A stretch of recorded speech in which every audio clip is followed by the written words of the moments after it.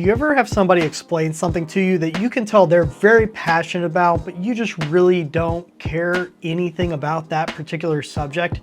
It can be boring, it can cause us to tone out, and that's one of the reasons why when we're dealing with subjects of religion, when we're dealing with church lessons, it becomes so important that you pick subjects to talk about that people will immediately resonate with. So I'm going to explain to you how gravity works. Okay, so basically this is how gravity works. Nah, I'm just kidding. Gravity is something that a lot of people view as like a force. It's like something that pulls us down to the earth, but it's not really a force. It's actually math. Have you ever heard somebody in a sci-fi movie talk about something they call space-time, or say something to sound sciencey like the space-time continuum? Well, basically, gravity is really just the relationship between where two objects are relative to each other and the time in which it happens. And that's really important. Believe it or not, it actually has implications on what people believe about Genesis 1. Let me try to give you an analogy that a lot of physicists will use. Imagine that you have a ball and you're dropping it down a funnel. You can almost picture it like those things sometimes they used to put in the mall that was like a big fiberglass tunnel, and you would put like a coin and it would start circling the bottom of the funnel. What you're going to see are two different perspectives depending on whether you're on the ball or whether you are sitting on the outside of this funnel looking from the top down. So if you're on the ball, here's what you're going to see. Imagine the ball is going at the exact same speed, okay? It's not changing. So what's going to happen is in 1 unit of time, that ball is going to go a certain distance. In another unit of time, it's going to go the same distance. In another unit of time, it's going to go the same distance. And it's going to keep doing that until eventually it ends up running into the bottom of this funnel. So from the perspective of this ball, time looks kind of like how we experience it. It's just 1 second is 1 second is 1 second is 1 second. But what happens when you are an outside observer looking in at this ball? So now imagine that funnel that we were just looking at, that instead of looking at it from the ball's perspective, just going at a certain amount of time, certain amount of time, certain amount of time, now we're looking from the top down. You're going to see in the first instant that ball go a certain distance, right? Got it. Okay, so that looks fine. But then in the next amount of time, remember it's going down a funnel, right? So from the top down, it looks like it goes a little slower. And then it's going to look like it goes a little slower.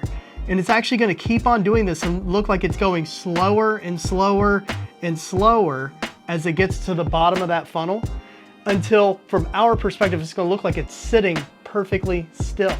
So what you're actually looking at is an analogy that basically says that if you are inside the gravity effects of something, time will move differently than if you're outside of the gravity effects of that thing.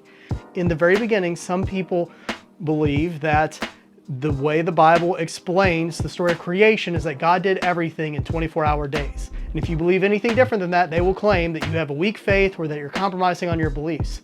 But in reality, what we end up knowing from things we can actually see is that time isn't consistent. And so what that means is that what some people use as a test gauge to see whether you're a true believer, whether you actually believe the Bible, because you have to believe Genesis 1 happened a certain way, we know maybe isn't as solid as some people thought it was. And for all the people that heard all of that and it sounded like garbity goop besides Corey, just know, big science think big hard, sometimes to make us think a different thing. Okay, I know everybody was following that entire thing. I was being a little bit funny there. You know, I don't know how Genesis 1 actually played out in real life. I wasn't there. But you know what? A lot of people have different ideas about things, and the reality, and the reason why I threw that little bit in there about Genesis 1 is that some Christians will actually use different things that they read in the Bible or things that they think they know in order to try to measure or evaluate other people. You see, they have a certain understanding of the Bible, a certain amount of knowledge about the Bible, and they assume that what they understand is the only way that something could have possibly worked. And if you don't believe what they believe, it must be that you're not really a true Christian.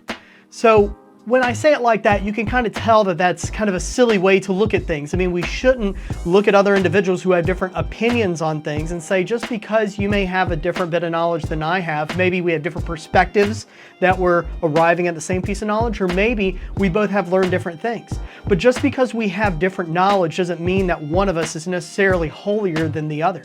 This is one of the reasons why teachers become so important in a church family, and those with the spiritual gift of teaching are so critical to the fabric of your church family.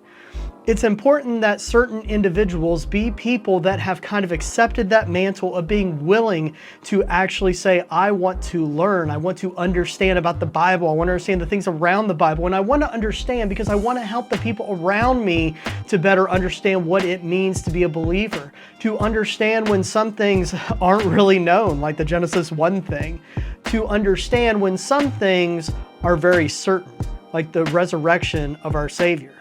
Teachers become so critically important because they can be our best resource to help us to stay accountable to what it means to be a follower of this person, this God, Jesus Christ. So when you sit here and you think about your own life, it begs the question, where have you seen teachers contribute to who you are as a believer? How have you seen individuals who are willing to impart knowledge be a big part of your own spiritual growth?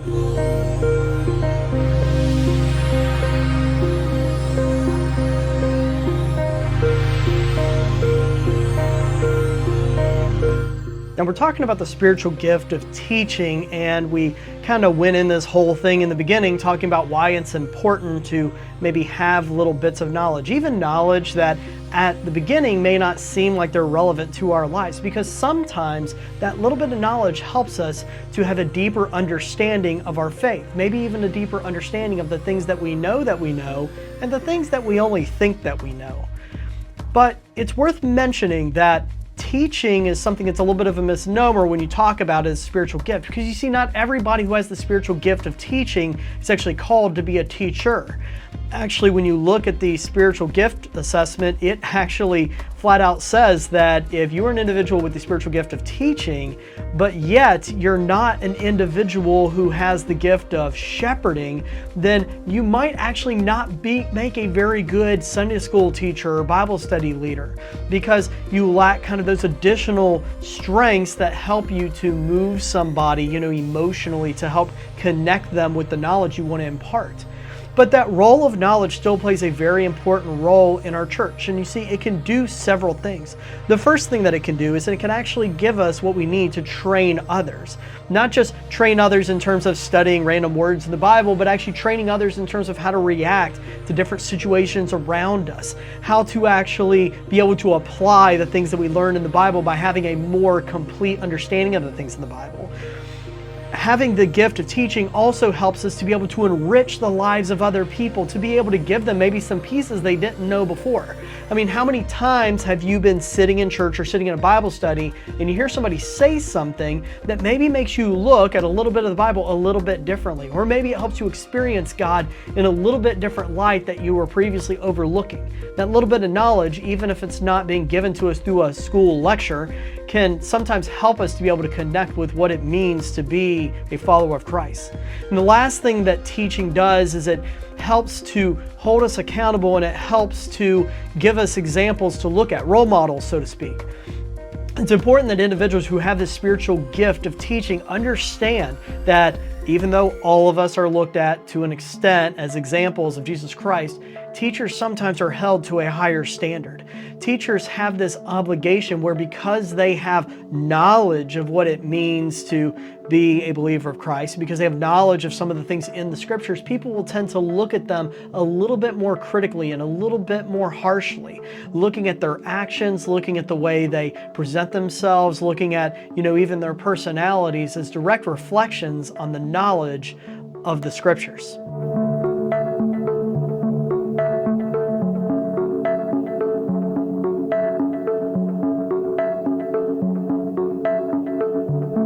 Knowledge is about so much more than just simply knowing a thing. It's about so much more than just having an academic knowledge of the world around us. It actually helps to drive us, and it helps us to connect better with the things we see happening in the Bible versus the things we see happening in our day-to-day lives.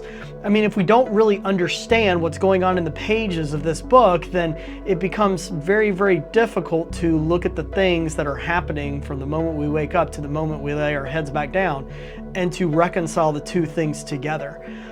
The role of people who have that spiritual gift of teaching is critical in helping to connect those dots and helping people to understand not just a bunch of interesting facts, not just some kind of science lecture or something like that, but instead to actually understand in a practical and pragmatic way what it means to have a relationship with Jesus Christ by better understanding the way that God chose to communicate to us through His scriptures.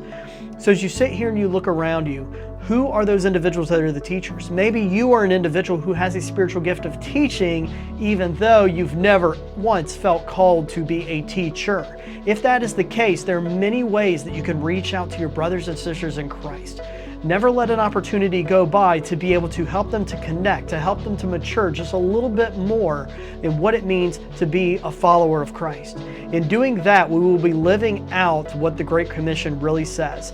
Not just to go out and get a bunch of converts, not just to go out and to say Jesus a whole bunch of times, but instead to go and to make disciples of the nations. The way we make disciples is by helping people learn who this God is and what exactly He has done to show us His love, His grace, and His infinite compassion. That's our lesson we have for you today. I hope you're able to get something out of it. And until we can meet again, God bless.